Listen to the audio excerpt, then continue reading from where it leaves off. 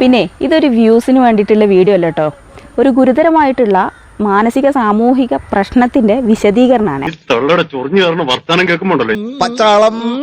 അതൊരു ആക്സിഡന്റ് അല്ല, ഒരു മിസ്അണ്ടർസ്റ്റാൻഡിങ്ങും അല്ല. ഇത് മേജർ സൈക്കോളജിക്കൽ ഇഷ്യൂവും സെക്ഷൽ ബൗണ്ടറി വയലേഷനുമാണ്.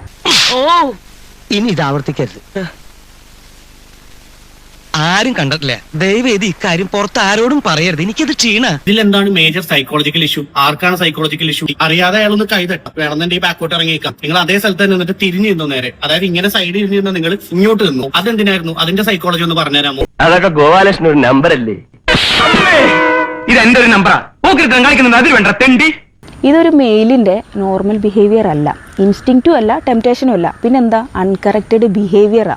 അത്ര വലിയ ബന്ധങ്ങളിലേക്ക് പോണോ ശിവൻകുട്ടി?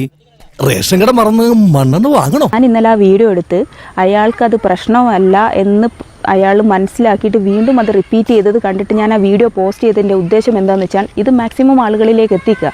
വൈറൽ വീഡിയോ ആണ് ഇപ്പോഴത്തെ എന്റെ വൈറ്റിപ്പഴം. ചുമ്മാ പ്രാങ്ക് വീഡിയോസ് ഉണ്ടാക്കുന്നു, യൂട്യൂബിൽ എന്റെ ഹോൾഡ് ഉപയോഗിച്ച് ഹിറ്റാക്കി ക്യാഷ് എടുക്കും. പക്ഷെ ചെറിയൊരു പ്രശ്നമുണ്ട്. വീഡിയോ കണ്ടിരിക്കുന്ന എല്ലാവരോടും പിന്നെ ആ സൈക്കോളജി ചേച്ചിയുടെ അടുത്ത് കൂടി പറയണം. ആ മനുഷ്യൻ ഇന്നലെ ആത്മഹത്യ ചെയ്തു.